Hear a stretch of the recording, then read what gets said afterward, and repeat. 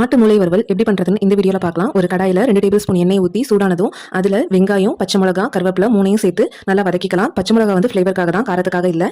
அது கூடவே 1 டீஸ்பூன் மட்டும் இஞ்சி பூண்டு பேஸ்ட் சேர்த்துக்கலாம். சேர்த்துட்டு நல்லா வதக்கி விட்டுடலாம். வெங்காயத்தோட கலர் நல்லா மாறி வரணும், அந்த அளவுக்கு வதக்கிக்கலாம்.